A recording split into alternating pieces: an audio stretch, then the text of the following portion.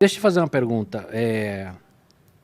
Mulher, preta, você estudou em escola pública. Sempre. Foi fácil chegar onde você chegou então, hein? Foi facinho. Foi um caos. Não teve desafio. Foi um caos.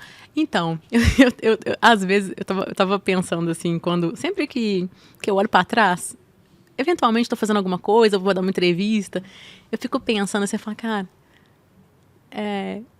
não sei. Quando alguém fala assim, você já pensou em estar aí nessa posição? Eu falo, minha filha, isso nunca passou remotamente pela minha cabeça no mais devaneio, assim, na maior das loucuras. Realmente foi tudo muito, muito turbulento e nada muito planejado. Eu fui sempre fazendo o melhor que eu podia, dentro daquelas condições, né, de contorno ali. E fui nadando, respirando, pegando fôlego, nadando mais um pouco, olhando para o lado e falando assim, o que eu tô fazendo aqui? O que eu tô fazendo da minha vida? Mas também não tinha outras opções, né? Porque desistir, eu sempre falo, quando a gente é pobre, desistir nunca é uma opção, não importa. Você só vai e vê aonde que isso vai dar.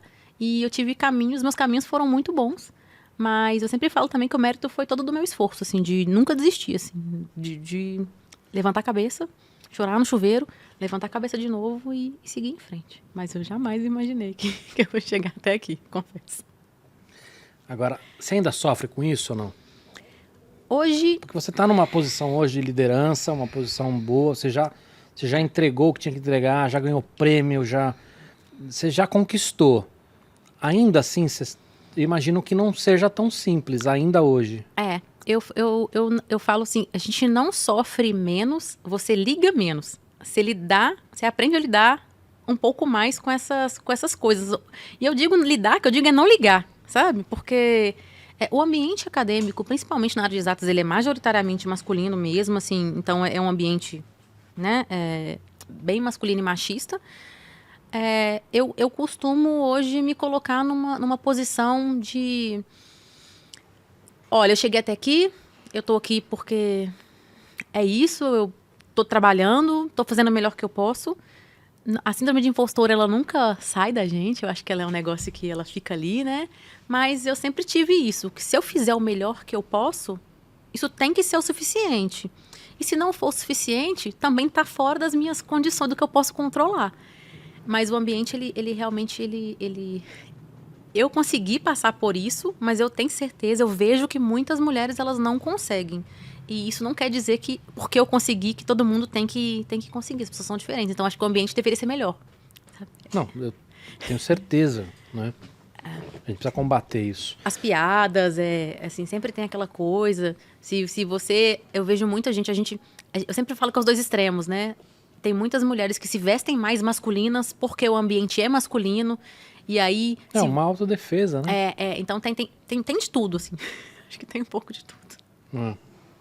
Agora, é uma responsabilidade também, né? Porque você tem um poder do exemplo é muito grande, né? Porque nós estamos falando de três coisas aí, né? De vir de uma família simples, estamos falando de você ser preta, estamos falando de você ser mulher.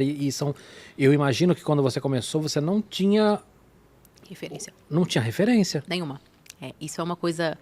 Eu acho que esse ainda é uma linha que eu tenho bastante dificuldade de encarar, às vezes, assim, de falar, nossa, eu sou referência. Porque é difícil, né? Eu não tive referência, de fato. Assim, eu acho que eu tive uma professora mulher na graduação inteira. Não tive outras. Embora tivesse na universidade, eu tive a oportunidade de trabalhar só com uma. Não tive professoras, né, negras. Eu fui conhecer na universidade, graças a esses programas agora, de incentivo de mulher. Você acha o tempo todo que você está no lugar errado por motivos óbvios, né? Até hoje eu entro em restaurante que eu acho que eu estou no lugar errado, por que não na universidade, né? Porque as pessoas não entendem que não é uma questão só de inspiração, é uma questão de você entender que você pode chegar lá, porque você não tem ninguém igual você não... É óbvio que você está no lugar errado. Isso é óbvio. Assim, as pessoas não entendem isso, mas é claro que você está no lugar errado. E as pessoas te olham como se você estivesse no lugar errado, que eu acho que também é um sentimento que só quem passa compactua, sabe? Tipo, mas você é muito bonitinha pra estar nesse... Vai fazer, sabe? Vai fazer outro curso, sabe? É. E além dessas outras coisas. Isso me dá uma raiva. Nossa, e essa coisa de ser referência é muito difícil, porque hoje eu vou pros lugares, assim, e alguma menina fala, nossa, você me inspira. Eu fico pensando assim, gente, meu Deus, como, né? Por quê? Eu tô aqui ainda nadando, remando, não é possível, não quero isso pra ninguém, não. Tô sofrendo aqui. Tô sofrendo. Não, mas é importante, assim, é um poder do exemplo que é muito relevante. E eu acho que de ter outra... olhar com outros olhos. Por exemplo, eu vejo as minhas irmãzinhas, né? Eu tenho 2 pequenas. Hoje elas sabem que se elas quiserem, elas podem ser cientistas. Na minha época, a gente conhecia, eu sempre falo isso, pobre só conhecia médico, advogado e professor. Obviamente, eu escolhi ser professora. E aí, assim, a gente tá falando não tinha internet, gente. Engenharia, nem nunca vi. Então, quando você não tem pessoas para você olhar e falar, eu quero ser isso, é muito complicado. Então, eu vejo mais isso de representatividade, sabe? As pessoas falarem, eu vou dar palestra em escola pública, eu falo, vocês conhecem alguma cientista? Ó, agora tem eu aqui, vocês, né? Tem, se vocês quiserem. Não, por isso que eu acho também os prêmios que você ganhou, que também são muito relevantes, por causa disso também, né? É uma chancela necessária. Porque você ainda está enfrentando racismo e machismo, então você tem que ter aquela chancela ali para, né? Sim. E esses prêmios também, eles são muito importantes por causa da visibilidade. É isso, sabe? De você ter alguém que nunca viu, por exemplo, uma cientista preta olhar e falar assim, lá, eu quero ser cientista. E eu não... Onde? Então é você poder ocupar alguns lugarzinhos que estavam vazios ali. É. Agora você falou que você queria ser professora. Eu quero entender como é que você caiu aí, então. Dá para resumir ou não? Dá. Vamos lá. Não precisa resumir. Vou resumir. Eu vim de escola pública, né? Então eu tive... Eu falei com você assim que desde a minha interação social ela sempre foi meio turbulenta, então sempre gostei bastante. Eu quero saber o seguinte, você tá nervosa? Não sempre. Tá mais? Sempre tô. Mas você tá ainda?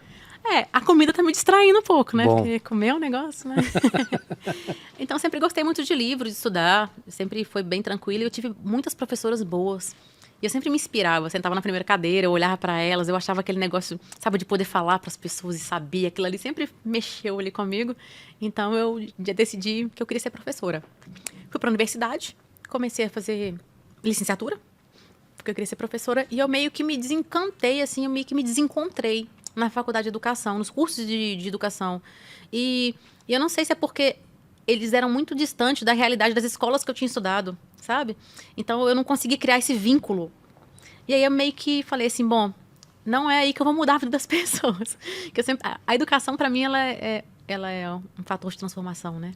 E aí, quando eu olhei para aquilo, eu falei, não é aqui que eu vou fazer a diferença. Aí, eu comecei a me interessar mais pelas coisas no bacharelado, na pesquisa, e fiz uma iniciação científica aqui, outra ali. Falei, beleza, se fazendo isso, mestrado, doutorado, eu vou poder ser professora também e falar para as pessoas, eu acho que talvez esse seja um caminho que eu me encontre mais. Foi complicado. Às vezes eu fiquei pensando, gente, por que eu não tentei mais um pouquinho lá pro outro lado? Mas eu acredito na educação.